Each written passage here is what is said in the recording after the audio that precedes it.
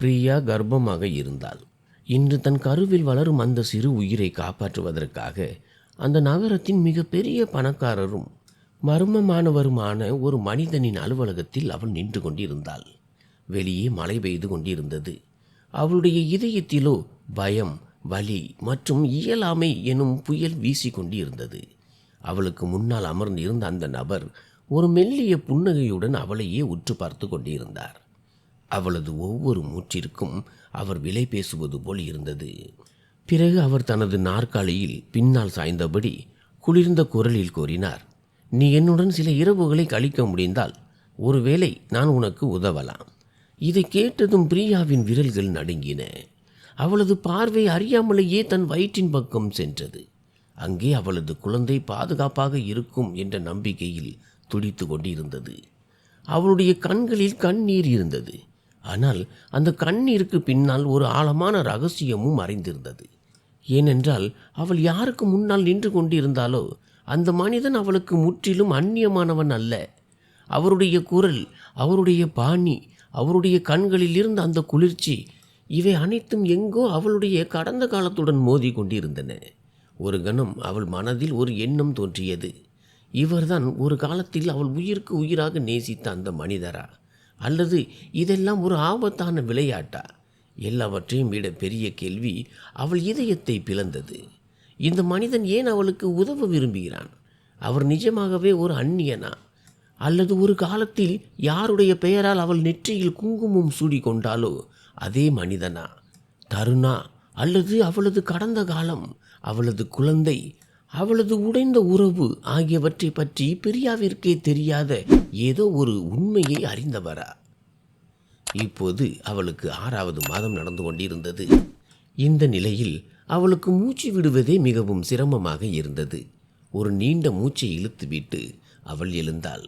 மிகுந்த சிரமத்துடன் படுக்கையை விட்டு வெளியே வந்தாள். "பிரியங்கா, நீ எங்கே போகிறாய் மகளே?" என்று திடீரென்று பாட்டி அவள் போர்வையை போர்த்தி கொண்டு கதவை நோக்கி நடப்பதை பார்த்துவிட்டு கேட்காமல் இருக்க முடியவில்லை. பிரியங்காவின் கால்கள் வாசற்படியிலேயே திகைத்து நின்றன. அவளது உடல் நடுங்கத் தொடங்கியது. அவள் எங்கே போகிறாள் என்பதை அவளால் முடிவு செய்ய முடியவில்லை. அப்படி இருக்க பாட்டிக்கு என்ன பதில் சொல்வாள்? "என்ன விஷயம் பிரியா மகளே? ஏதோ கவலையாக தெரிகிறாய்.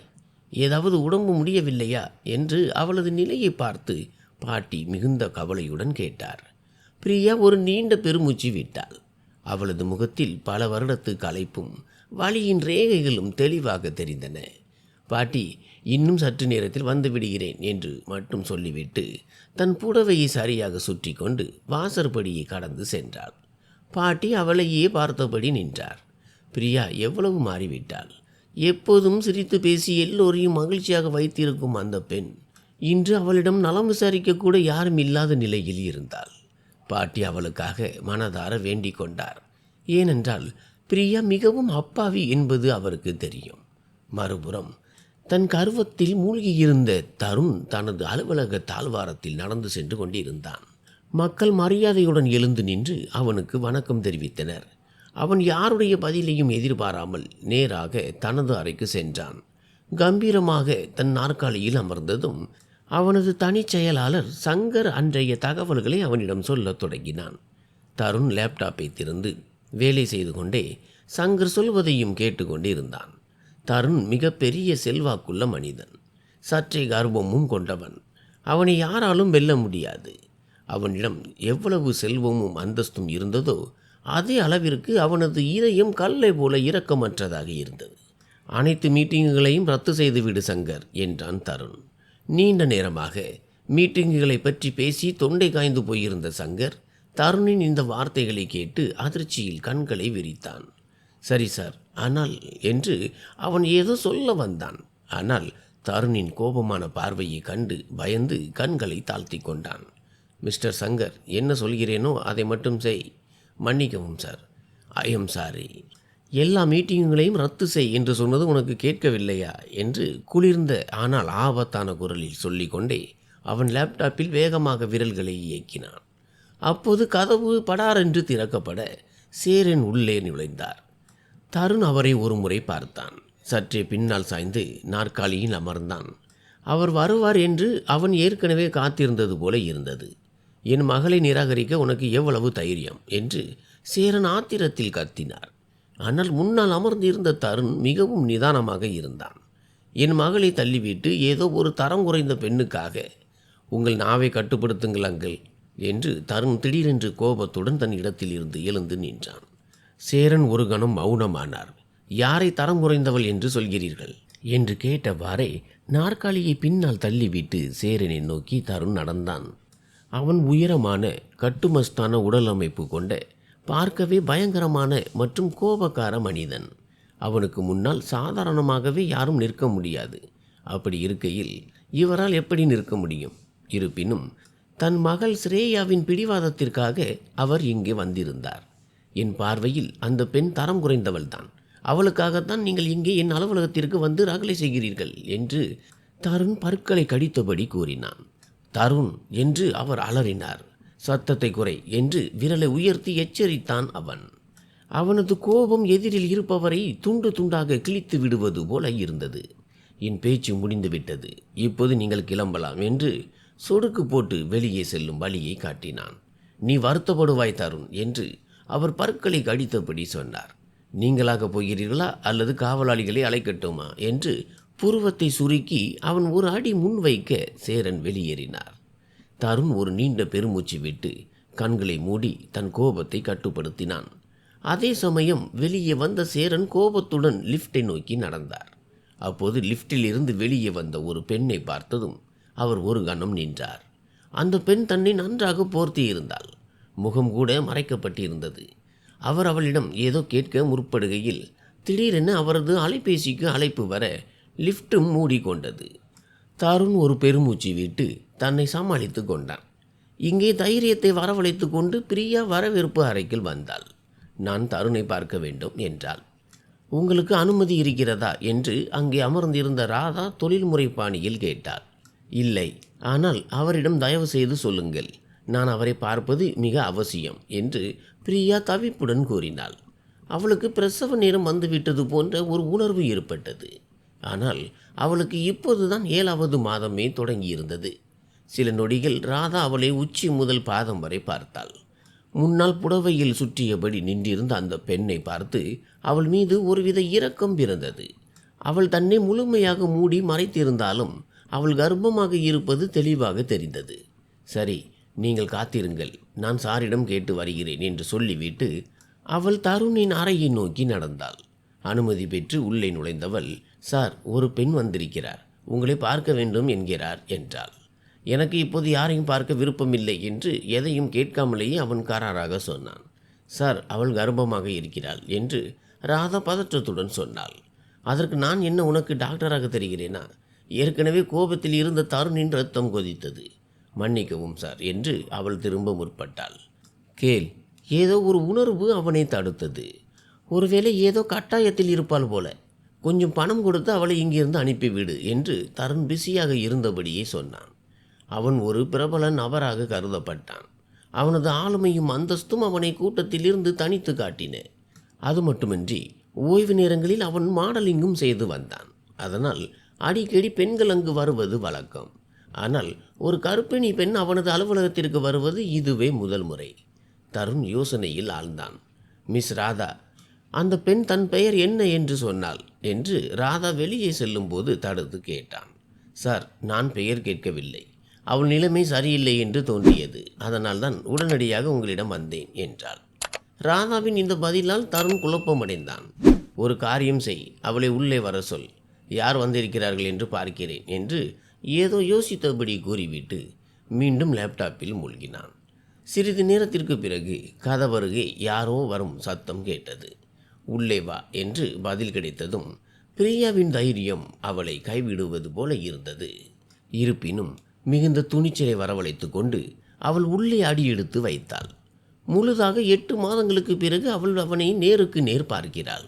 தருணின் பார்வை இன்னும் அவள் மீது விழவில்லை. அவள் மெல்ல மெல்ல அவனை நோக்கி நடந்து வந்து கொண்டிருந்தாள். ஆனால் தருணின் இதயத்திற்கு ஏற்கனவே ஏதோ ஒன்று உணரத் தொடங்கியது. வேலை செய்து கொண்டிருந்த அவனது கைகள் நிற்கத் தொடங்கின. மூச்சு திணறியது. ஒரு கணம் அவன் தன் கண்களை மூடினான். பிறகு திறந்தான். முன்னால் புடவையில் சுற்றப்பட்ட அந்த பெண் நின்றிருந்தாள். அவளது நீல நிற கண்கள் மட்டுமே வெளியே தெரிந்தன. தருணின் இதய துடிப்பு திடீரென அதிகரித்தது. பிறகு அப்படியே நின்றுவிட்டது போன்ற உணர்வு. அவனது இதழ்கள் அசைந்தன, ஆனால் சத்தம் வரவில்லை. அவளது முகத்தில் பல நூற்றாண்டுகளின் களைப்பு படிந்திருந்தது. வலி தெளிவாக தெரிந்தது. இன்று அவள் எந்த நிலையில் இங்கே வந்து நிற்கிறாள் என்பதை தருணால் நம்பவே முடியவில்லை. அவளது இமைகள் தாழ்ந்து பின் உயர்ந்தன. அந்த நீல நிற கண்களில் கண்ணீர் நிறைய தொடங்கியது. தன் கௌரவம், சுயமரியாதை மற்றும் கர்வத்தை எல்லாம் கொன்றுவிட்டு அவள் அவனிடம் வந்திருந்தாள். அது அவளுக்கு மட்டுமே தெரியும். ஒரு நம்பிக்கையுடன் தான் அவள் வந்திருந்தாள். அவன் அவளை நிராகரித்தாலும் தன் குழந்தைக்காக அவனது இதயம் ஒருவேளை இலகக்கூடும் என்று அவள் நம்பினாள். அந்த இரக்கமற்ற மனிதன் மீண்டும் பழைய மென்மையான தருணாக மாறிவிடுவான் என நினைத்தாள். பிரீத்தம். அவளது இதழ்களில் இருந்து வெளிவந்த அந்த பெயர் இன்றும் தருணை வானில் பறக்க வைப்பதற்கு போதுமானதாக இருந்தது. அவன் ஒரு சிலையைப் போல நின்று அவளையே பார்த்து கொண்டிருந்தான். இத்தனை மாதங்களாக அவள் அவனிடம் இருந்து விலகி இருந்தாள். அவளது திடீர் மறைவிற்கு பிறகு அவளை தேடி பார்க்க வேண்டும் என்றும் தருண் நினைக்கவில்லை. ஆனால் இன்று அவளே நேராக வந்து நின்று விட்டாள். அவன் மௌனமாக அவளை பார்த்தான். அவள் ஏன் வந்திருக்கிறாள், என்ன துயரங்களை அனுபவிக்கிறாள் என்பதை அவளே சொல்ல வேண்டும் என்று அவன் விரும்பினான். அவளது முகத்தில் பயம் தெளிவாக தெரிந்தது. எனக்கு கொஞ்சம் பணம் தேவைப்படுகிறது. கடைசியாக தன் கர்வத்தை தூக்கி எறிந்துவிட்டு அவள் பேசினாள். அவள் கேள்வி நிறைந்த கண்களுடன் அவனை பார்த்தாள். கன்னங்களில் வழிவதற்கு முன்பே கண்ணீர் இமைகளுக்குள்ளேயே தேங்கி நின்றது. தருண் மீண்டும் ஒரு முறை அவளது நிறைந்த கருப்பையை பார்த்தான். அவள் கர்ப்பமாக இருந்தாள். அவனது குழந்தைக்கு தாயாக போகிறவள். ஆனால் அவனிடமிருந்து தூரமாக சென்று விட்டாள். இன்று அவளுக்கு பணம் தேவைப்படவில்லை என்றால் ஒருவேளை அவள் வந்திருக்கவே மாட்டாள். தருணின் மூளை நரம்புகள் புடைக்கத் தொடங்கின. நீ தவறான இடத்திற்கு வந்து விட்டாய். உனக்கு இங்கிருந்து எதுவும் கிடைக்கப் போவதில்லை என்று அவன் ஆத்திரத்தில் கர்ச்சித்தான்.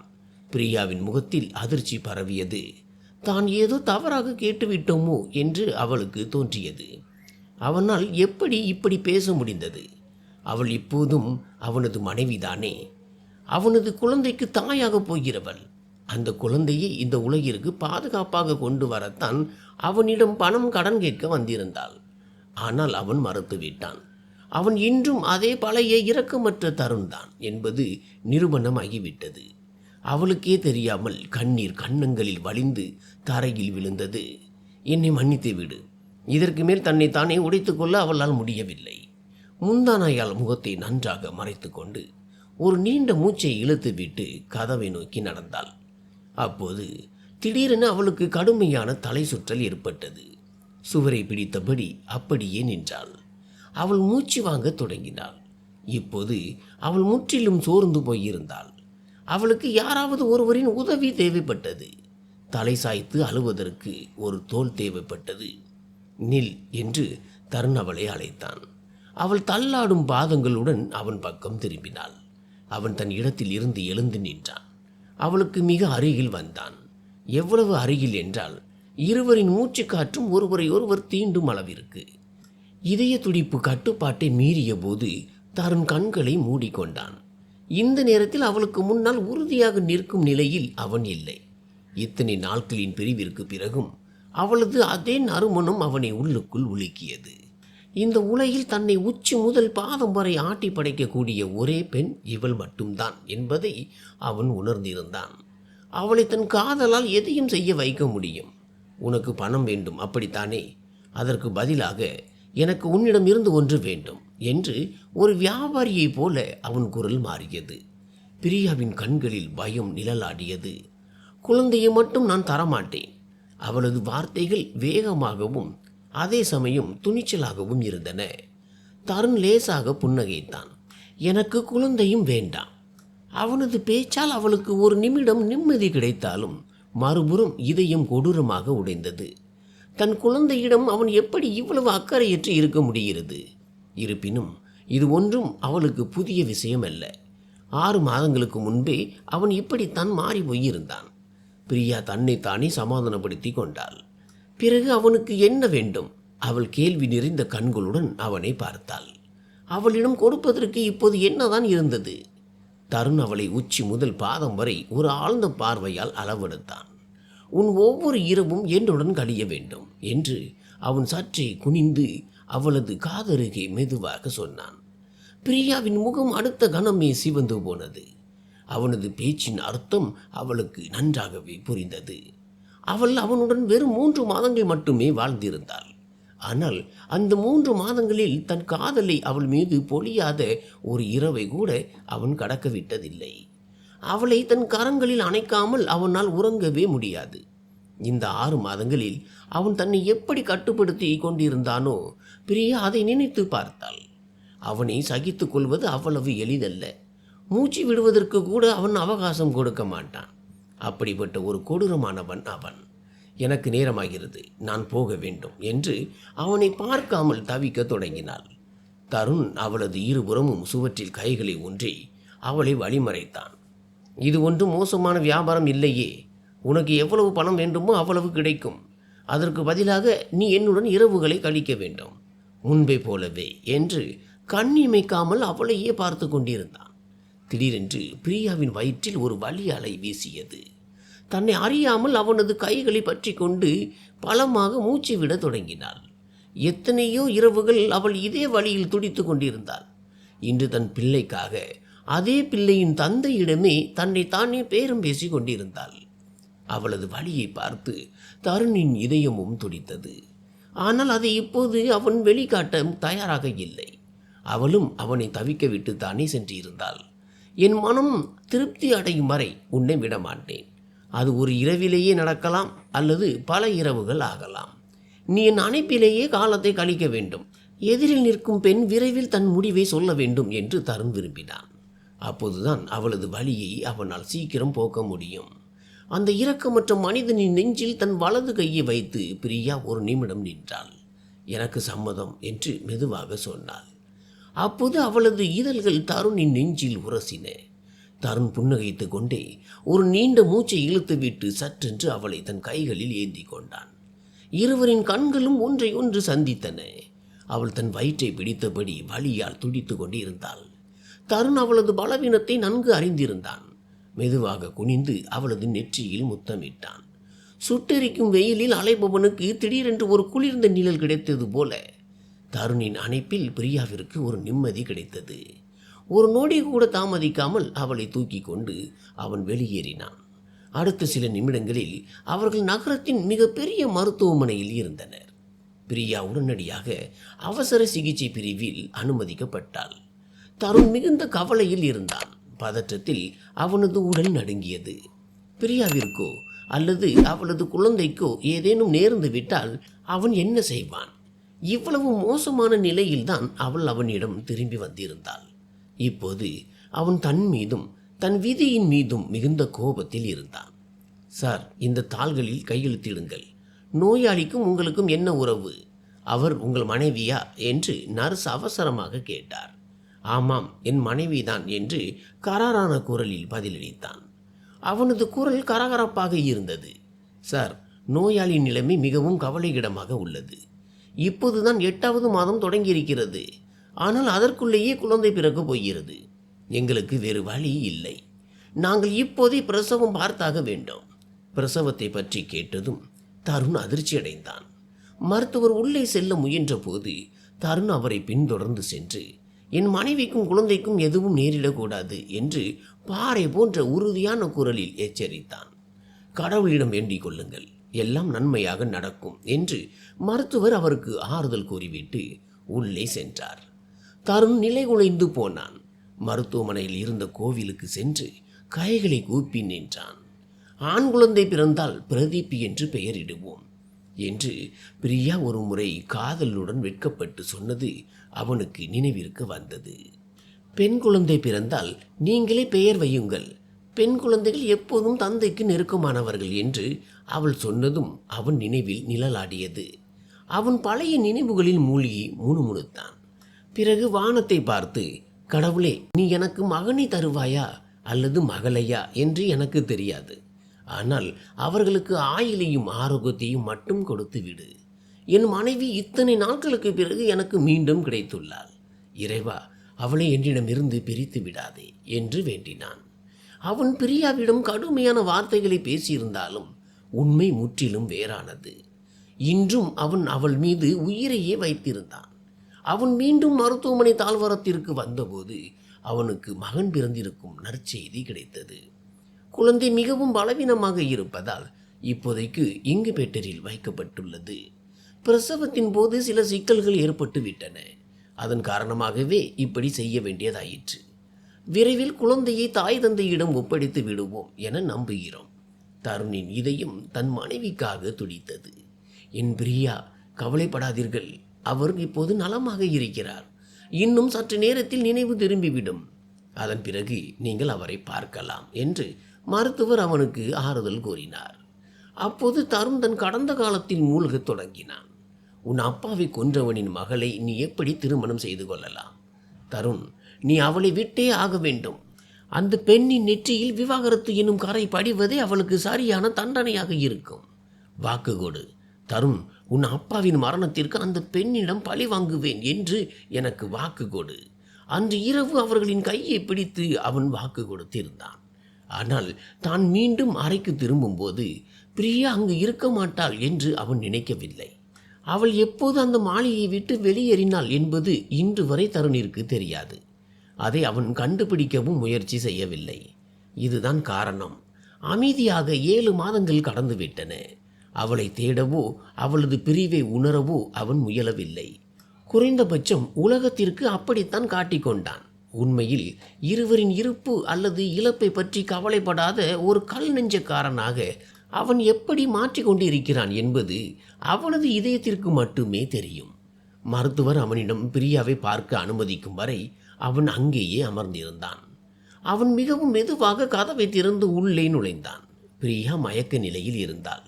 இவ்வளவு விலை உயர்ந்த சிகிச்சை, சுற்றிலும் நவீன இயந்திரங்கள், இவை அனைத்தும் தருணால் மட்டுமே சாத்தியமானது. இல்லை என்றால் இந்நேரம் அவளுக்கும் குழந்தைக்கும் என்னவாயிருக்குமோ? தருண் ஒரு பெருமூச்சு விட்டு உதவிக்காக அவள் தன்னிடமே வந்ததற்காக மனதிற்குள் கடவுளுக்கு நன்றி செலுத்தினான். அவள் வேறு யாரிடமாவது சென்று உதவி கேட்டிருந்தால் ஒருவேளை தன் பிடிவாதத்திலும் கர்வத்திலும் அவன் தன் சொந்த குழந்தையை பற்றி கூட கவலைப்பட்டு இருக்க மாட்டான். அதற்கு மேல் யோசிக்க அவனுக்கு துணிவில்லை. அவன் அவள் அருகே அமர்ந்து அவளது முகத்தையே பார்த்து கொண்டிருந்தான். இப்போது அவள் முகம் முற்றிலும் வெளிரி போயிருந்தது. ஒரு காலத்தில் அவளது முகத்தில் எப்போதும் காதலின் வண்ணங்கள் சிதறி கிடக்கும். அவனது அன்பின் போதை அவளது கண்களில் மின்னும். ஆனால் இப்போது அவளது முகத்தில் பல மாத கால களைப்பின் ரேகைகள் படிந்திருந்தன. அவள் இப்படி இருந்தவள் அல்ல. ஆனால் இந்த 6-7 மாதங்கள் அவளை இப்படி மாற்றிவிட்டன. தருணிற்கு இன்றும் அவர்களது முதலிரவு நினைவிருக்கிறது. அவன் அறைக்குள் வந்தபோது மணப்பெண் கோலத்தில் காத்திருப்பதற்கு பதிலாக அவள் உடை மாற்றிவிட்டு நிம்மதியாக உறங்கி கொண்டிருந்தாள். அப்போது அவனுக்கு அவ்வளவு கோபம் வந்தது. ஆனால் அந்த கோபம் முழுவதுமே காதலாக மாறியது. அந்த மென்மையான உயிர் அவனது காதலில் கரைந்து போனாள். மறுபுறம் ஸ்ரேயாவின் அப்பா மிகுந்த ஆத்திரத்தில் இருந்தார். அப்பா அந்த பெண்ணுக்காக காத்திருப்பதை நிறுத்திவிடுமாறு ஏன் தருணிடம் முன்பே சொல்லவில்லை? அவள் இனி வரமாட்டாள். அவள் தன் நண்பன் ஒருவனுடன் இங்கிருந்து ஓடிவிட்டாள் என்று ஸ்ரேயா கடுமையான வார்த்தைகளில் கூறினாள். சேரன் தன் தலையை பிடித்து கொண்டார். தருண் யார் பேச்சை தான் கேட்கிறான். சரி, அவன் செய்வதை செய்யட்டும். எப்படியும் நான் நினைப்பதுதான் நடக்கும் என்றார். அவர் சொன்னதை கேட்டு அவரது மகளின் முகத்தில் புன்னகை அரும்பியது. வரப்போகும் காலத்தை பற்றி அறியாமல் அவர்கள் தங்களுக்குள் சதி திட்டங்களை தீட்டிக் கொண்டிருந்தனர். ஆனால் உண்மையான ஆட்டத்தை மேலே இருப்பவன் அல்லவா நடத்தி கொண்டிருந்தான். இங்கே பிரியா மெல்ல மெல்ல கண்களை திறந்தாள். அவளது கை சுயநினைவின்றி தன் வயிற்றின் அருகே சென்று நின்றது. என் குழந்தை என்று மனதிற்குள் கதறி துடித்தாள். அவளது கண்களில் இருந்து கண்ணீர் வழிந்தது. அவள் பதற்றத்துடன் அங்கும் இங்கும் பார்த்தபோது அருகில் ஒரு நாற்காலியில் தருண் அமர்ந்திருப்பது தெரிந்தது. கண்களை மூடிக்கொண்டு அவன் எவ்வளவு நேரமாக அங்கே அமர்ந்திருந்தான் என்பதை அவளால் புரிந்து கொள்ள முடியவில்லை. யாரோ தன்னை உற்று பார்ப்பதை உணர்ந்த தருண் திடீரென கண்களை திறந்தான். பிரியாவிற்கு நினைவு திரும்பியதை கண்டதும் அவன் நிமிர்ந்து அமர்ந்து தன்னை அறியாமலேயே அவள் பக்கம் சாய்ந்தான். நீ நலமாக இருக்கிறாயா? இந்த வார்த்தைகள் தானாகவே அவனது இதழ்களில் இருந்து வெளிவந்தன. அவள் அவனை ஆச்சரியத்துடன் பார்த்தாள். இவன்தான் அந்த இரக்கமற்ற மனிதனா என்று அவளால் நம்பவே முடியவில்லை. என் குழந்தை என்று அவளது இதழ்கள் முணுமுணுத்தன. அந்த வார்த்தைகள் தருணை நிஜ உலகிற்கு அழைத்து வந்தன. அவன் நலமாக இருக்கிறான், எல்லாம் சரியாகிவிடும். 7வது மாதத்திலேயே பிறந்து விட்டதால் இப்போது இங்குபேட்டரில் வைக்கப்பட்டு இருக்கிறான் என்று அவளது நெற்றியில் முத்தமிட்டபடி மென்மையாக சொன்னான். தன் வார்த்தைகளில் இவ்வளவு கனிவு எப்படி வந்தது என்று அவனுக்கே ஆச்சரியமாக இருந்தது. ஒருவேளை அவனது இதயம் இப்போதும் அவளிடம்தான் துடிக்கிறதோ? எந்த பெண்ணின் மீது வாழ்க்கை முழுவதும் கசப்பை மட்டுமே வைத்திருக்க வேண்டும் என்று அவன் முடிவு செய்திருந்தானோ, அதே பெண்ணிற்காக இப்போது அவனது கண்களில் ஈரப்பதம் இருந்தது. அவனது அத்தனை முடிவுகளும் தவிடுபொடியாகின. முன்னால் இருக்கும் இந்த பெண்தான் அவனது உலகம். அவன் இப்போதும் அவள் மீது அதே அளவு அன்பு வைத்திருந்தான். ஆனால் அந்த உண்மையை ஒப்புக்கொள்ளத்தான் மறுத்து கொண்டிருந்தான். பிரியா முகத்தை திருப்பிக் கொண்டு கண்களை மூடிக்கொண்டாள். பிரியா, நீ செய்த காரியத்திற்கு நீ கணக்கு சொல்லியே ஆக வேண்டும், எந்த சூழ்நிலையிலும். தாருணியின் குரல் அவளது ஆன்மா வரை நடுங்க செய்தது. அவளது கண்களில் பயம் அலைமோதியது. என் குழந்தையை என்னிடம் கொடுத்து விடுங்கள். நீங்கள் என்ன சொன்னாலும் நான் செய்கிறேன். அவள் ஏற்கனவே தன்னை எந்த தண்டனைக்கும் தயார்படுத்தி வைத்திருந்தாள். ஆனால் அவளது மனதில் என்ன ஓடிக்கொண்டு இருக்கிறது என்பது தருணிற்கு தெரியவில்லை. அவள் சொன்னதை கேட்டு தருண் அவளை ஒரு முறை பார்த்துவிட்டு அறையை விட்டு வெளியேறினான். நர்ஸ் உள்ளே வந்ததும் பிரியா தன் கண்ணீரை துடைத்து கொண்டு நிதானமானாள். நர்ஸ் அவளை பரிசோதித்து கொண்டிருந்தார். உங்களுக்கு சுகப்பிரசவம் நடக்கவில்லை, இருப்பினும் நீங்கள் தப்பித்து விட்டீர்கள். உங்கள் குழந்தை 7வது மாதத்திலேயே பிறந்து விட்டது. ஆனால் பெரிய பாதிப்பு எதுவும் இல்லை. நீங்களும் நலமாக இருக்கிறீர்கள், குழந்தையும் நலமாக இருக்கிறது. குழந்தைக்கு மூச்சு விடுவதில் சிறு சிரமம் இருப்பதால் 2 நாட்களுக்கு இயந்திரத்தில் வைக்கப்படும். நேரம் எப்படி போனது என்றே அவளுக்கு தெரியவில்லை. 2ஆம் நாள் அவள் மெல்ல நடக்கத் தொடங்கினாள். தன் குழந்தையையும் சென்று பார்த்து வந்தாள். தருண் அவளிடம் மீண்டும் வரவில்லை. அவள் ஒரு முடிவெடுத்தாள். குழந்தை கிடைத்தவுடன் அவனை தூக்கி கொண்டு இங்கிருந்து சென்று விட வேண்டும். அவளுக்கு அவ்வளவு உதவி மட்டுமே தேவைப்பட்டது. அதற்கு மேல் அவனது பெயரோ துணையோ அவளுக்கு தேவையில்லை. அவன் வருவதற்கு முன்பே கிளம்பிவிட வேண்டும் என்று நினைத்தாள். மாலைக்குள் குழந்தை அவளிடம் ஒப்படைக்கப்பட்டது. கொழு கொழுவென இருந்த அந்த சிறு உயிரை கையில் ஏந்தியதும் அவள் அழுதுவிட்டாள். 7 மாத குழந்தை என்பதால் எடை குறைவாக இருந்தது. ஆனால் பார்ப்பதற்கு மிகவும் அழகாகவும் ஆரோக்கியமாகவும் இருந்தான். அவனது கை கால்களை முத்தமிட்டு தன் அன்பை பொழிந்தாள். பிறகு அவனை படுக்கையில் கிடத்தி பால் புகட்டத் தொடங்கினாள். அவளுக்கு இங்கிருந்து தப்பிக்க வேண்டும். ஆனால் எப்படி? மருத்துவமனை கட்டணத்தை செலுத்தாமல் அவளால் செல்ல முடியாது. அவ்வளவு பெரிய மருத்துவமனையின் கட்டணத்தை அவள் எங்கிருந்து கொடுப்பாள்? சிறு சிறு எண்ணங்களில் அவள் மூழ்கியிருந்த போது தருண் எப்போது உள்ளே வந்தான் என்பதே அவளுக்கு தெரியவில்லை. அந்த சிறு குழந்தை பால் குடித்து கொண்டே உறங்கி விட்டான். அவனது இதழ்களில் பாலின் சிறு துளி ஒட்டி இருந்தது.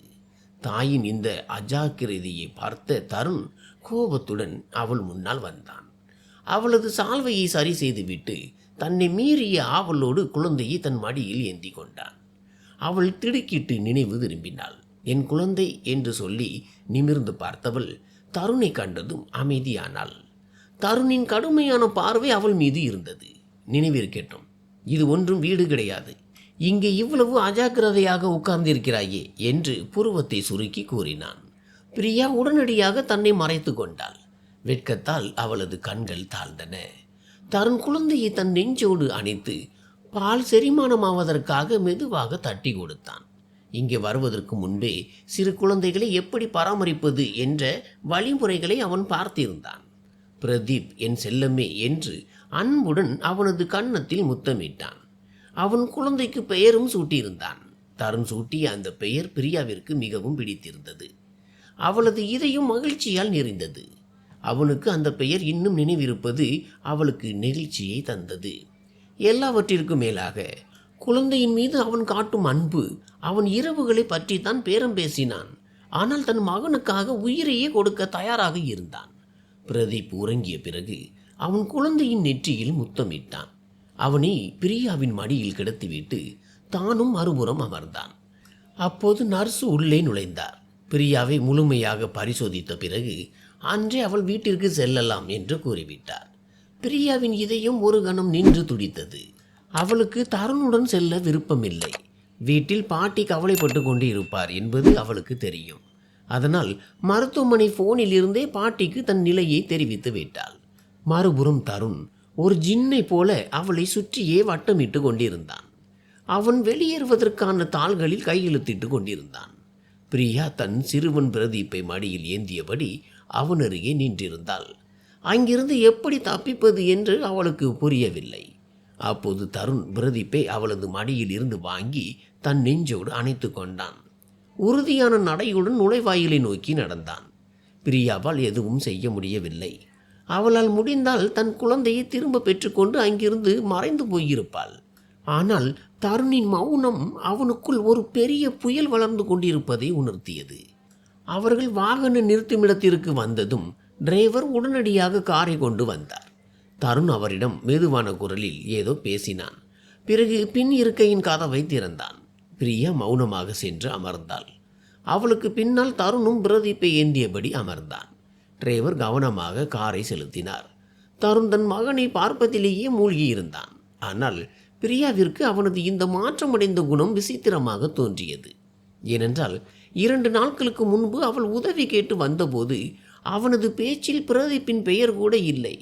கார் அந்த பிரம்மாண்டமான மாளிகைக்குள் நுழைந்தபோது பிரியாவின் இதயம் கடந்த காலத்திற்கு சென்றது. 1 வருடத்திற்கு முன்பு இதே வீட்டிற்குத்தான் அவள் மணப்பெண்ணாக வந்தாள். வெறும் 3 மாதங்கள் மட்டுமே இங்கே வாழ்ந்தாள். பிறகு தருணின் அம்மா வந்து எல்லாவற்றையும் சிதைத்து விட்டாள். அவள் இன்னும் இங்கேயே இருப்பாளோ என்னவோ. பிறக்கப் போகும் குழந்தையின் உயிரை காப்பாற்றத்தான் அவள் அங்கிருந்து ஓடினாள். இன்று மீண்டும் அதே வாசலில் வந்து நிற்கிறாள். அவளது இதயம் வேகமாக துடித்தது. அவள் ஒரு முறை பிரதீப்பை பார்த்தாள். பிறகு நிதானமாக தன் மகனின் நெற்றியில் முத்தமிட்டு கொண்டிருந்த தருணை பார்த்தாள். அவன் குழந்தையின் கைகளில் முத்தமிட்டு கொண்டிருந்தான். பிரியா அங்கே இருப்பதையே அவன் மறந்துவிட்டது போல தெரிந்தது. கார் நின்று வெகு நேரம் ஆகியும் அவன் மகனிடமிருந்து பார்வையை எடுக்க தயாராக இல்லை. டிரைவரும் மௌனமாக இறங்கி சென்றார். கடைசியில் பிரியா பயந்து கொண்டே தருணின் தோள் மீது கை வைத்தாள். தருண் சிவந்த கண்களுடன் அவளை பார்த்தான். அடக்கப்பட்ட கோபத்தோடு அவன் பேசினான். இத்தனை மாதங்கள் நீ என்னை என் குழந்தையிடமிருந்து பிரித்து வைத்திருந்தாய் பிரியா. நான் தந்தையாக போகிறேன் என்ற செய்தியை கூட எனக்கு தெரியவிடவில்லை. என் வெறித்தனம் என்னை எப்படி உயிரோடு வைத்திருக்கும் என்று தெரிந்தும் மௌனமாக என் வாழ்க்கையிலிருந்து வெளியேறி சென்றாய். உனக்கு இவ்வளவு தைரியம் எப்படி வந்தது? அவனது கடுமையான வார்த்தைகளை கேட்டு பிரியாவின் உடல் சிரித்தது. அவனது பேச்சை வேண்டுமானால் அவள் மறக்கலாம். ஆனால் அவனது இந்த ரூபத்தை அவளால் மறக்க முடியாது. தருண் காரில் இருந்து கீழே இறங்கு என்று கட்டளையிட்டான். பிரியாவும் வேறு வழியின்றி அவன் பின்னால் செல்ல வேண்டியிருந்தது. அந்த மாளிகையின் சுவர்கள் இன்றும் அப்படியே தான் இருந்தன. ஆனால் இன்று அங்கு ஒரு விசித்திரமான மௌனம் நிலவியது. புயலுக்கு முன்னால் நிலவும் மௌனம் போன்ற ஒன்று. அவர்கள் உள்ளே நுழைந்தபோது அனைவரும் இரவு உணவருந்தி கொண்டிருந்தனர். தருணுடன் பிரியாவை கண்டதும் தருணின் அம்மா அதிர்ச்சியில் உறைந்து போனாள். ஆனால் அவன் கையில் இருந்த குழந்தையை பார்த்ததும் அவளது கண்கள் விரிந்தன. சற்றென்று அவள் தன் இடத்தில் இருந்து எழுந்து நின்றாள். பிரியாவின் இதயம் ஒரு கணம் நின்று துடித்தது. இதே பெண்மணியால் தான் பிரியா இந்த வீட்டை விட்டு வெளியேற வேண்டியிருந்தது. இப்போது மீண்டும் அவளையே எதிர்கொள்ள வேண்டும். அம்மா, இது பிரியா, இது என் குழந்தை என்று தருண் ஒரு மெல்லிய புன்னகையுடன் கூறி தன் மகனின் நெற்றியில் முத்தமிட்டான். இந்த காட்சி பிரியாவிற்கு சிறிதும் பிடிக்கவில்லை. அம்மா குளிர்ந்த குரலில் கேட்டால், இந்த குழந்தை உன்னுடையதான் என்பதற்கு என்ன ஆதாரம்? ஒரு கணத்தில் காலமே உறைந்து போனது போன்ற உணர்வு. தருணின் முகத்தில் ஒரு பெரிய அதிர்ச்சி நிலவியது. பிரியாவிற்கோ தனது மூச்சு நின்றுவிடும் போல தோன்றியது. ஒரு தாய் தன் மகனிடம் இப்படிப்பட்ட கேள்வியை கேட்க முடியுமா? ஒரு முறை இந்த வீட்டை சிதைத்த அந்த பெண்மணி இப்போது எத்தகைய விளையாட்டை விளையாடத் தொடங்கியிருக்கிறாள். தருணின் கை முஷ்டிகள் இறுகின. அவனது கண்களில் ஒரு மின்னல் தென்பட்டது. அதை கண்டதும் பிரியாவின் இதயம் மூழ்கத் தொடங்கியது. ஏனென்றால் இனி நடக்கப் போவது வெறும் வார்த்தை போராக மட்டும் இருக்காது என்பது அவளுக்கு தெரியும். அப்போது அவர்களுக்கு பின்னால் இருந்த படிக்கட்டுகளில் ஒரு நிழல் அசைந்தது. பிரதீப் என் மகன், அவனை என் குழந்தை என்று நிரூபிக்க எனக்கு எந்த ஆதாரமும் தேவையில்லை என்று பாறையை விட உறுதியான குரலில் தருண் கூறினான். அங்கே சேரன் இவை அனைத்தையும் அமைதியாக பார்த்து கொண்டிருந்தார். நல்ல வேளையாக அவரது மகள் சிரேயா அப்போது வீட்டில் இல்லை. அவள் தன் நண்பர்களுடன் கிளப் பார்ட்டிக்கு சென்றிருந்தாள். இல்லை என்றால் இந்நேரம் அவள்தான் அதிக சத்தம் போட்டிருப்பாள். உன் வார்த்தைகளை நான் நம்புகிறேன் என்று வைத்துக்கொள்வோம். ஆனால் ஒரு நிமிடம் யோசி. இந்த பெண் இவ்வளவு காலம் இந்த வீட்டை விட்டு மறைந்திருந்தாள். எங்கே, யாருடன் தன் மானத்தை விட்டு விட்டு வந்தாலோ யாருக்கு தெரியும்? அம்மா, திடீரென தருணின் குரல் ஓங்கியது. பிரியாவின் கண்களில் இருந்து கண்ணீர் முத்துக்களாய் வழிந்தோடியது. இனி ஒரு வார்த்தை கூட பேசாதீர்கள். இது என் குழந்தை என்பதை மட்டும் நினைவில் கொள்ளுங்கள். தன் குழந்தைக்கு ஒரு சிறு ஆபத்து வருவதை கூட தருண் அனுமதிக்க மாட்டான். அவன் தன் முடிவை கராராக சொல்லிவிட்டு பிரியாவை ஒரு முறை பார்த்தபடி படிக்கட்டுகளில் ஏறி மேலே சென்றான். பிரியா ஒரு முறை மாமியாரையும் சேரனையும் பார்த்தாள். பிறகு மெல்ல மாமியாருக்கு மிக அருகில் சென்று நின்றாள். பிரியாவின் இந்த துணிச்சலான நடத்தையை பார்த்த மாமியாருக்கு ஆத்திரத்தில் உடல் கொதித்தது. அவள் ஏதோ சொல்ல முற்படும் போது பிரியா அவளை அமைதியாக இருக்கும்படி சைகை செய்துவிட்டு தானும் படிக்கட்டுகளில் ஏறி மேலே சென்றாள்.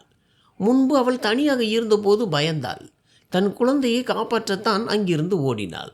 ஆனால் இன்று தருணே தன் குழந்தையை பாதுகாத்து கொண்டிருந்தான். அவள் எதுவும் செய்ய வேண்டிய அவசியமே ஏற்படவில்லை. இதுதான் அவளது முதல் வெற்றி. இதற்கு பிறகு தன் உடல், பொருள், ஆவி அனைத்தையும் தருணிற்காக அர்ப்பணிக்க அவள் தயாராக இருந்தாள். அவன் தன் மகனுக்குரிய அந்தஸ்தையும் இடத்தையும் கொடுத்து அவனை தன் மகன் என்று ஏற்றுக்கொண்டால் அதற்கு பதிலாக அவள் ஒரு மனைவியாக தன் கடமைகளை செய்வதில் என்ன குறை? அதைத்தானே அவள் முன்பும் செய்து வந்தாள். ஆனால் இந்த 7 மாதங்களில் அவன் எப்படி இவ்வளவு அக்கறையற்று போனான் என்று யோசித்தபடியே அவள் அறைக்குள் நுழைந்தாள்.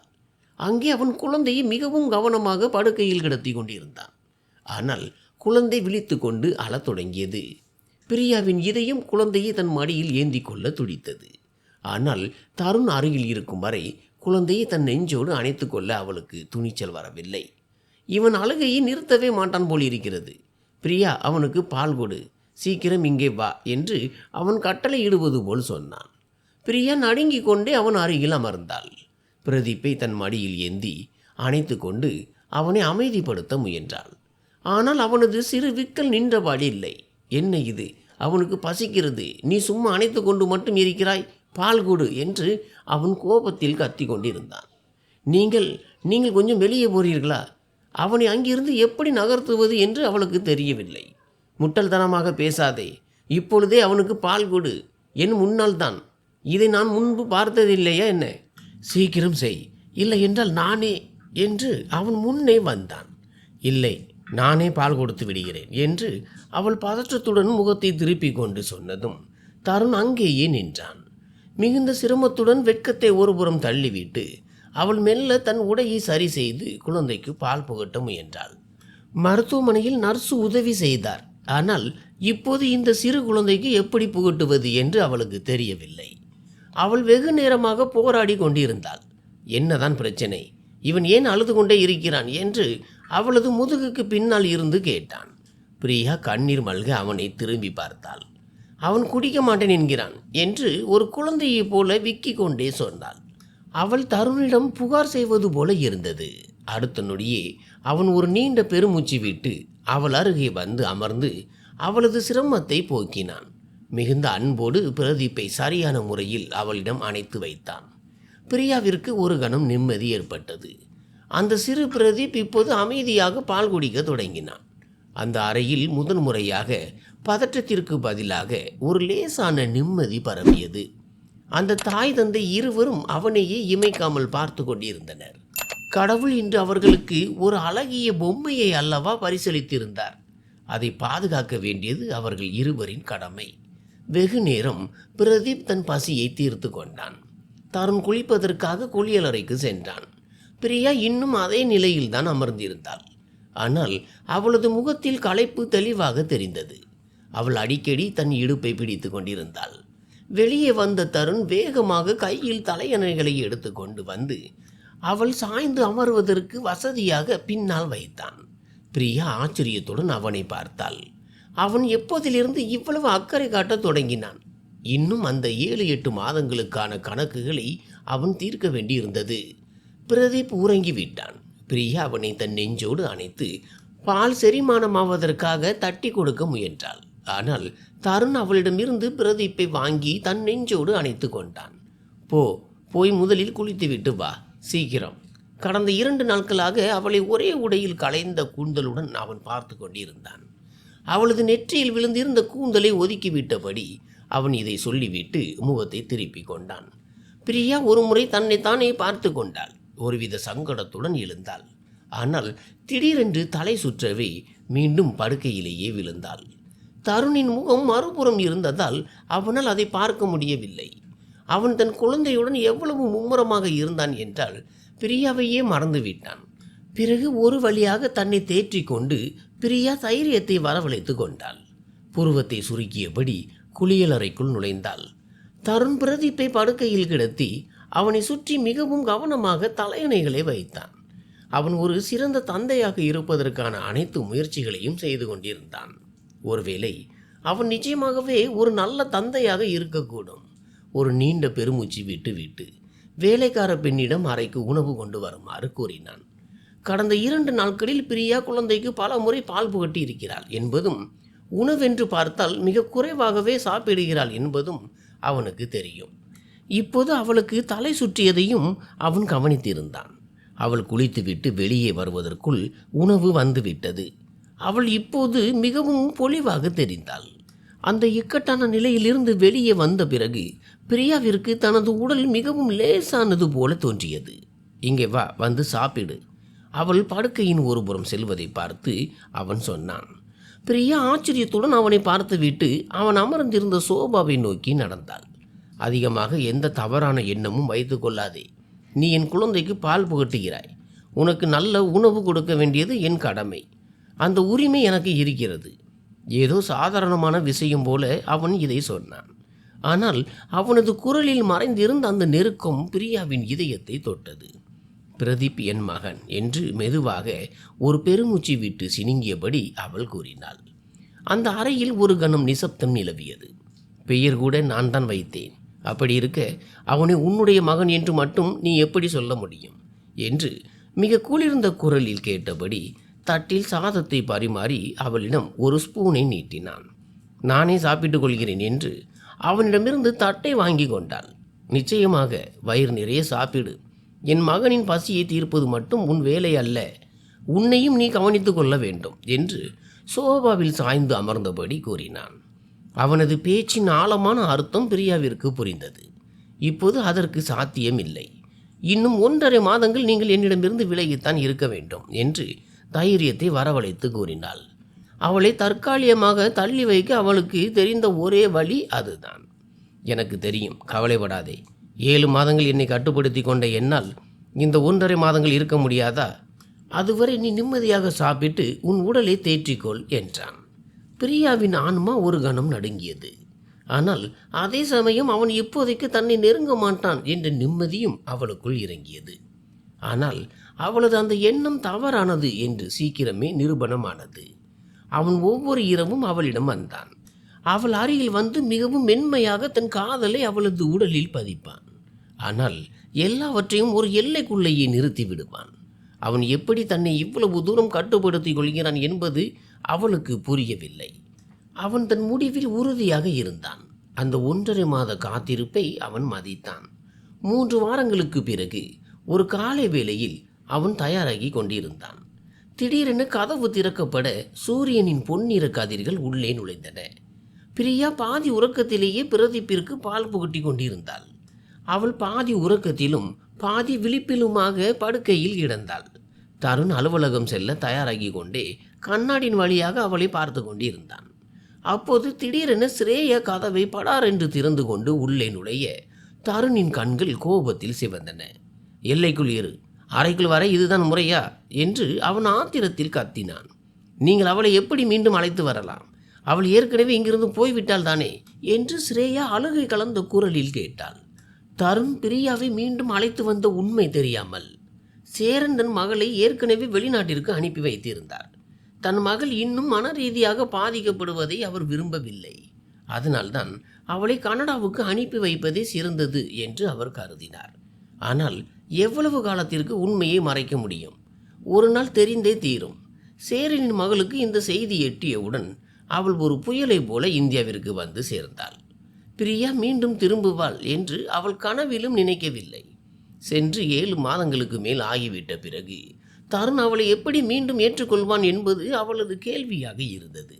இந்த கேள்வியை கேட்க நீ யார் என்று தருண் குளிர்ந்த குரலில் கேட்டதை கேட்டு ஸ்ரேயா ஆத்திரத்தில் பற்களை கடித்தாள்.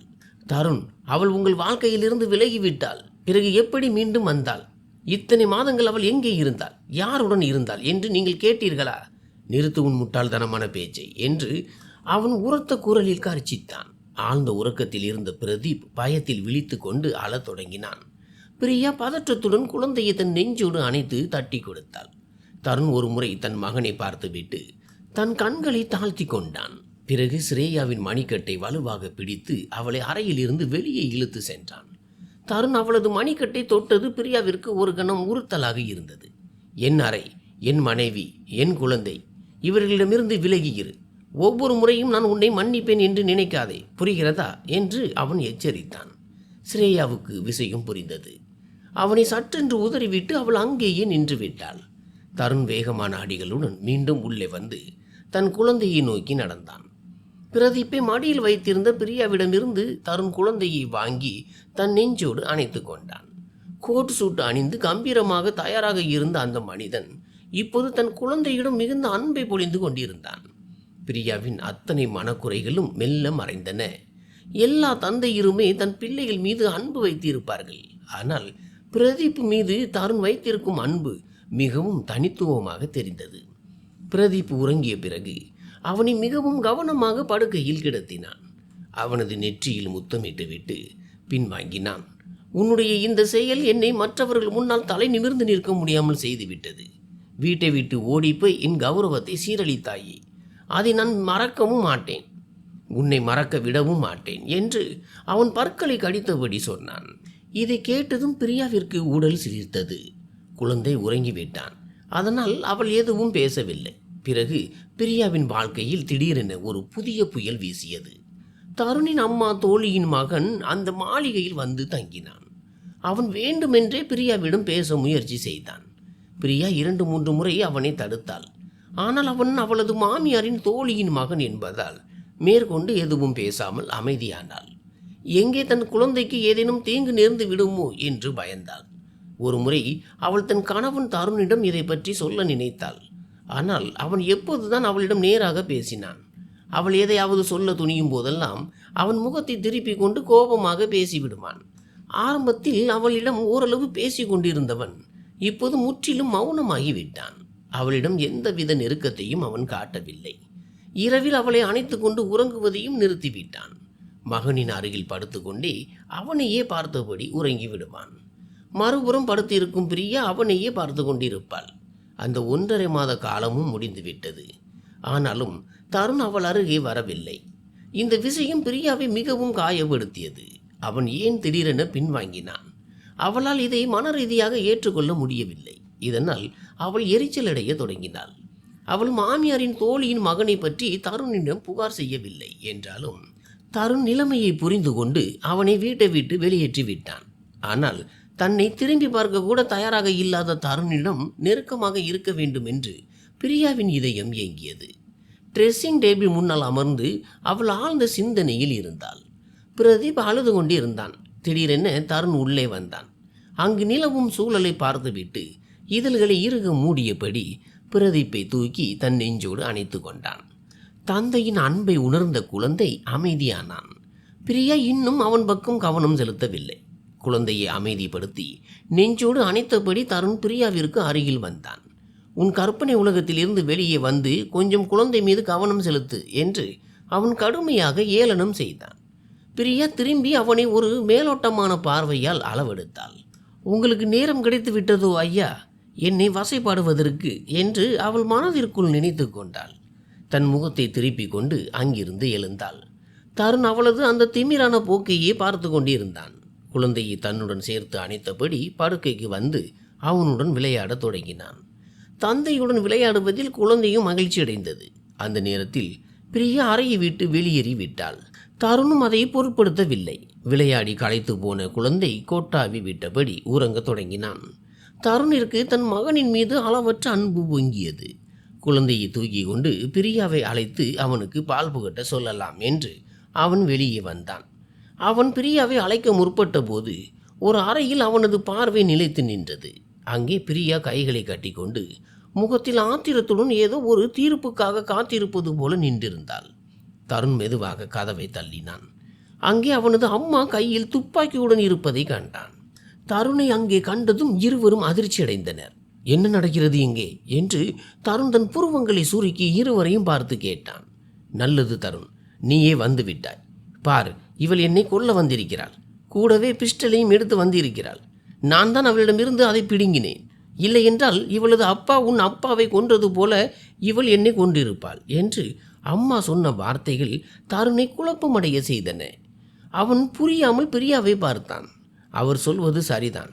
நான் இந்த துப்பாக்கியை அவர் மீது நீட்டினேன். அவரை கொல்லத்தான் கொண்டு வந்தேன். ஆனால் துரதிர்ஷ்டவசமாக இதன் உரிமமும் அவர் பெயரில் இருக்கிறது என்று கூறிய பிரியா தருணின் கையில் இருந்த பிரதீப்பை தூக்கி கொண்டாள். அப்போது பிரியாவின் பேச்சை கேட்டு அம்மா நிதானம் இழந்தாள். துப்பாக்கியை பிரியாவின் பக்கம் திருப்பி அவளை நோக்கி சுட்டாள். பிரியா முதுகை காட்டி நின்றிருந்தாள். ஆனால் தருண் அதை பார்த்து விட்டான். அம்மா தன் மகனை கூட பொருட்படுத்தவில்லை. தருண் உடனடியாக பிரியாவை தன் பக்கம் இழுத்து அவளை காப்பாற்றினான். இல்லை என்றால் அந்த தோட்டா நேராக பிரியாவை தாக்கியிருக்கும். இருவரும் அதிர்ச்சியுடன் அம்மாவை பார்த்தனர். நீ திரும்பி வந்துவிட்டால் எல்லாம் உனக்கு கிடைத்துவிடும் என்று நினைத்தாயா என்று ஆத்திரமாக கத்தினாள். தருண் குழப்பத்திலும் அதிர்ச்சியிலும் தன் தாயை பார்த்து கொண்டிருந்தான். பிரியா பயந்து போய் தருணை பின்னுக்கு தள்ள முயன்றாள். ஆனால் தருண் கோபத்துடன் அவளது கையை பிடித்து அவளை தனக்கு பின்னால் நிறுத்தினான். அவனது பார்வை அம்மாவின் மீது நிலைத்திருந்தது. உன் வருகை உனக்கும் உன் கணவனுக்கும் துரதிர்ஷ்டவசமாக அமையும். நீ திரும்பி வரக்கூடாது என்று நான் உனக்கு எவ்வளவு புரிய வைக்க முயன்றேன். ஆனால் நீ கேட்கவில்லை. திரும்பி வந்து விட்டாய். இனி நீ ஒருபோதும் திரும்பி வர முடியாத இடத்திற்கு உன்னை அனுப்புகிறேன் அம்மா என்று தருண் அதிர்ச்சியும் கோபமும் கலந்த குரலில் கத்தினான். அடுத்த நொடியே அம்மாவின் துப்பாக்கியிலிருந்து மீண்டும் ஒரு தோட்டா சீறி பாய்ந்தது. அது தருணின் கையை தாக்கி காயப்படுத்தியது. அவன் ஒரு சிறு அதிர்வுடன் பின்வாங்கினான். பிரியாவின் இதயம் துடித்தது. அவள் பித்து பிடித்தவள் போல அவனை நோக்கி ஓடினாள். ஆனால் தருண் அவளை மீண்டும் தனக்கு பின்னால் தள்ளினான். தன் அன்பு மனைவிக்கும் குழந்தைக்கும் சிறு ஆபத்து வருவதை கூட அவனால் பொறுத்து கொள்ள முடியவில்லை. எதிரே நிற்கும் பெண் தன் மகனை கூட சுடும் அளவிற்கு மோசமானவளாக மாறிவிடுவாள் என்று அவன் கனவிலும் நினைக்கவில்லை. பிரியாவின் கண்களில் இருந்து கண்ணீர் தாரை தாரையாக கொட்டியது. அவனோ பின்வாங்கவும் இல்லை, பிரியாவை முன்னே வரவிடவும் இல்லை. அம்மா அதிர்ச்சியுடன் தன் மகனை பார்த்தாள். ஒரு தாய் எப்படி தன் மகனை சுட முடியும்? இதே கேள்விதான் பிரியாவின் கண்களிலும் இருந்தது. நீ என் மகன் இல்லை என்று அம்மா சொன்னதை கேட்டு தருண் இல்லை என்பது போல தலையசைத்தான். பிறகு அவன் தன் கண்களை மிக அழுத்தமாக மூடி திறந்தான். இவர் என் பெற்ற தாய் அல்ல, மாற்றான் தாய். ஆனால் இன்று இவரது இந்த அன்பு இவர் என்னவெல்லாம் செய்யக்கூடியவர் என்பதை எனக்கு உணர்த்திவிட்டது. உன்னை இப்படி வளர்க்க வேண்டாம் என்று எத்தனை முறை சொன்னேன். ஆனால் உன் அப்பா கேட்கவில்லை. அவருக்கு தன் முதல் மனைவி மீதுதான் தீராத காதல் இருந்தது. பைத்தியகாரத்தனமாக அவளை நேசித்தார். அதனால் அவரையும் நான் கொல்ல வேண்டியதாயிற்று. என் சொந்த தங்கை தான் அவள். ஆனால் என்ன செய்வது? வேறு வழியே இல்லை. என் நிச்சயிக்கப்பட்ட கணவனையும் என் காதலையும் பறித்து கொண்டு எனக்கு பதில் அவள் இந்த வீட்டிற்கு வந்தாள். இன்று இத்தனை ஆண்டுகளுக்கு பிறகு இந்த ரகசியத்தை நான் உடைக்கிறேன். தருணுடன் சேர்ந்து பிரியாவும் இதை கேட்டு உறைந்து போனாள். பிறகு உன் அம்மா இறந்து விட்டாள். நான் தியாகம் செய்தேன். உன் அப்பாவை திருமணம் செய்து கொண்டேன். உனக்கு தாயானேன். உனக்கு 2 வயதாக இருந்த போதிலிருந்தே உன்னை வளர்த்தேன். உன்னை வெறுக்க வேண்டும், உன்னை கொல்ல வேண்டும் என்று பல முறை முயன்றேன். ஆனால் நீ என்னை அம்மா என்று அழைக்கும் போது எனக்குள் ஒரு விசித்திரமான உணர்வு ஏற்படும். நினைத்தாலும் உன்னை கொல்ல என்னால் முடியவில்லை. பிறகு நீ வளர்ந்து 18 வயதான போது உன் அப்பா உயில் எழுதினார். அவருடைய சொத்துக்கள் அனைத்தும் உனக்குத்தான் என்று அவள் ஆத்திரத்தில் கத்தினாள். திருமணமாகி 15 ஆண்டுகளுக்கு பிறகுதான் எனக்கு தெரிந்தது எனக்கு குழந்தைகள் பிறக்காது என்று. உன் அப்பா ஒருபோதும் என்னிடம் நெருக்கமாக இருந்ததில்லை. அவரை அடைய நான் எந்த எல்லைக்கும் செல்ல தயாராக இருந்தேன். ஆனால் எல்லாம் முடிந்து விட்டது. உன் அப்பா மீது எனக்கு இருந்த காதல் செத்துவிட்டது. அதனால்தான் ஒரு இரவு அவரையும் நான் கொன்றுவிட்டேன். அவளது இந்த வார்த்தைகளை கேட்ட தருணின் இதயம் சுக்குநூறாக உடைந்தது. அவனது பெற்றோரை கொன்றது வேறு யாரும் அல்ல, அவனது சித்திதான். அவளே அவனது பெரியம்மாவும் கூட. அந்த பெண்ணின் நெஞ்சில் ஈரமே இல்லையா? தன் சொந்த பந்தங்களையே கொல்லும் அளவிற்கு அவள் எப்படி கல் நெஞ்சக்காரியாக மாறினாள்? அது மட்டுமல்ல, இறந்த தன் அப்பாவின் கொலை பலியை அவள் பிரியாவின் அப்பா மீது போட்டிருந்தாள். பிரியாவின் அப்பா தருணின் அப்பாவுக்கு நண்பர் மட்டுமல்ல, அவரது தொழிற்சாலையில் வேலை செய்த ஊழியரும் கூட. நெருக்கமானவர் என்பதால் அம்மா எல்லா பழியையும் அவர் மீது திருப்பினாள். அவரும் இப்போது உயிருடன் இல்லை. ஆனால் தருண் வெளிநாட்டிலிருந்து திரும்பியதும் அவனுக்கும் பிரியாவிற்கும் இடையிலான காதல் மலர்ந்தது. அம்மா அதை உணர்ந்தும் மௌனமாக இருந்தாள். பிறகு முழுமையாக திட்டமிட்டு போலி ஆதாரங்களை திரட்டி 3 மாதங்களுக்குள் அவர்கள் இருவரையும் பிரித்தாள். அவளது சதி திட்டம் வெற்றியடைந்தது. ஆனால் தருண் பிரியாவை விவாகரத்து செய்ய வேண்டும் அல்லது அவளை கொன்றுவிட வேண்டும் என்று அவள் விரும்பினாள். பிறகு தருண் தனித்து விடப்பட்டால் அவனை தன் பாதையில் இருந்து மிக எளிதாக அகற்றிவிடலாம் என்று அவள் நினைத்தாள். ஏனென்றால் பிரியா இருக்கும் வரை தருணிற்கு எதையும் செய்ய முடியாது என்பது அவளுக்கு தெரியும். பிரியாவை இங்கிருந்து போய்விடுமாறு மாமியார் ஓரிரு முறை மறைமுகமாக எச்சரித்திருந்தாள்.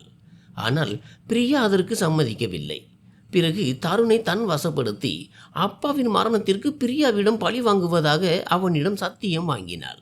இதனாலேயே பிரியா தன் வயிற்றில் இருந்த குழந்தையை காப்பாற்ற அங்கிருந்து ஓடினாள். இன்று அவள் மீண்டும் திரும்பி வந்ததை மாமியாரால் சகித்து கொள்ள முடியவில்லை.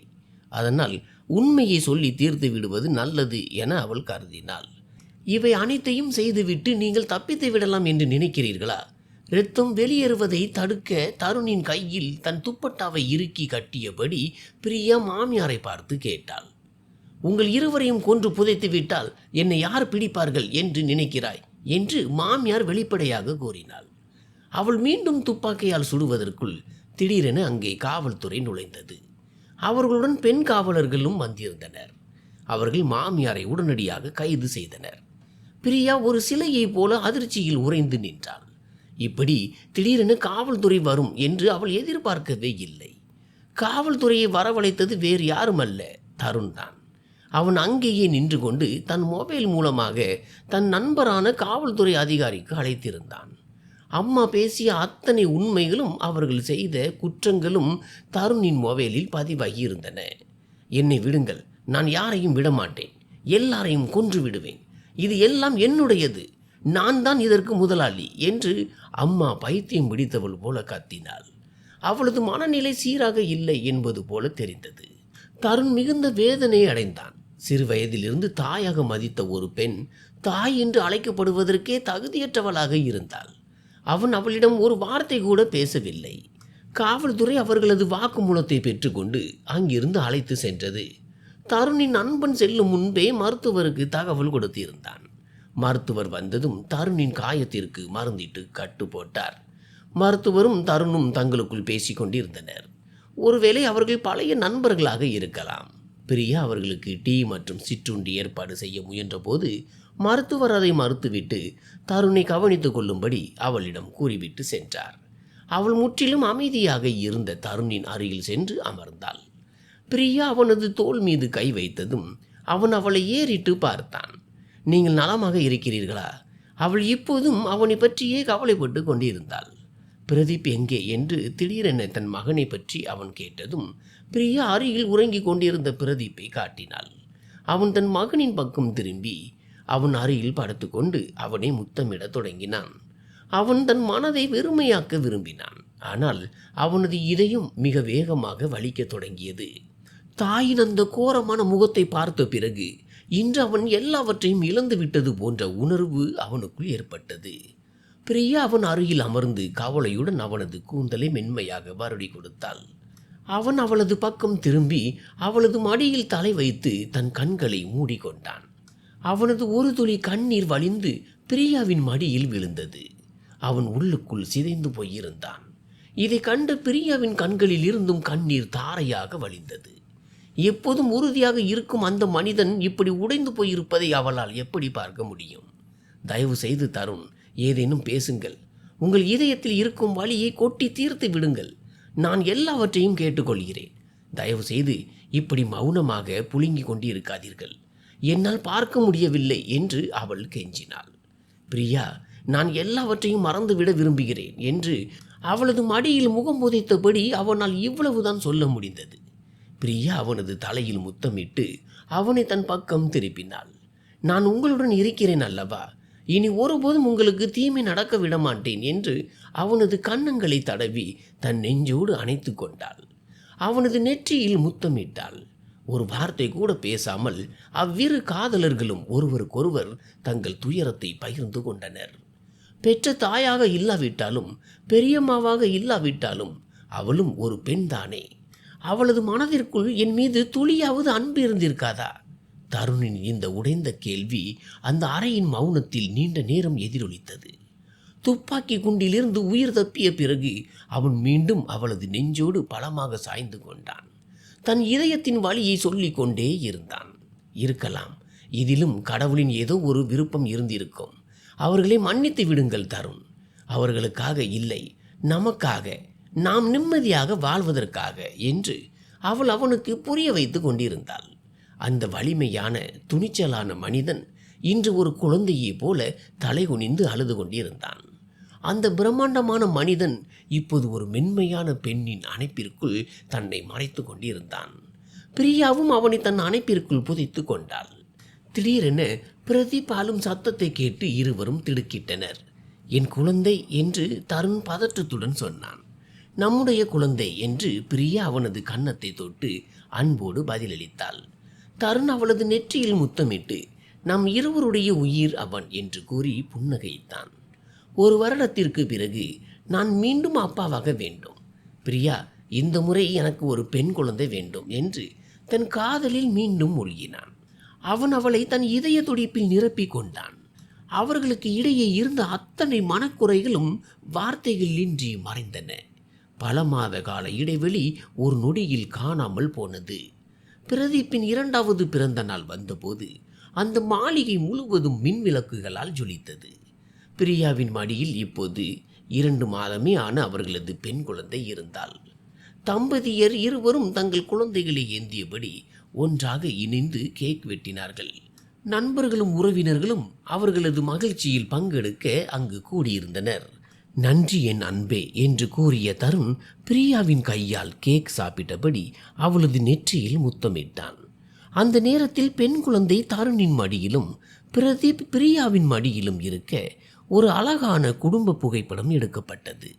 அவர்களது சிரிப்பும் மகிழ்ச்சியும் நிறைந்த வாழ்க்கை இப்போதுதான் உண்மையாக தொடங்கியது. தருணின் அம்மா சொத்து மற்றும் பணத்தின் மீதான பேராசையினால் கண்மூடித்தனமாக இருந்தாள். ஆனால் இப்போது அவள் சிறையில் தன் செயல்களுக்காக வருந்தி கொண்டிருந்தாள். அவளது மனநிலை சீராக இல்லாததால் சிறை நிர்வாகம் அவளை மனநல மருத்துவமனையில் அனுமதித்தது. மறுபுறம் சேரன் தன் மகள் ஸ்ரேயாவை அழைத்து கொண்டு அந்த மாளிகையை விட்டு சென்றிருந்தார். தருண் கொடுத்த அந்த அதிர்ச்சி அவரை மரணத்தின் வாயிலுக்கே கொண்டு சென்றது. சேரன் தன் மகள் ஸ்ரேயாவை தருணிற்கு திருமணம் செய்து வைக்கவும் பிரியாவை நிரந்தரமாக வழியில் இருந்து அகற்றவும் விரும்பினார். எப்போதும் தீமையை நினைப்பவர்களுக்கு கடவுள் சரியான நீதியை வழங்குகிறார். இறுதியில் சேரன் இவ்வுலகை விட்டு மறைந்தார். பிரியா மற்றும் தருணின் காதல் கதை நாளுக்கு நாள் ஆழமடைந்தது. பழைய கசப்புகளை அவர்கள் பின்னால் விட்டு சென்றனர். சொந்த பந்தங்களே தனக்கு எவ்வளவு துரோகம் இழைத்தனர் என்பதை தருண் இப்போது புரிந்து கொண்டான். அதனால்தான் யாரையும் கண்மூடித்தனமாக நம்பக்கூடாது. நம் கண்களையும் காதுகளையும் எப்போதும் விழிப்புடன் வைத்திருக்க வேண்டும். நன்றி.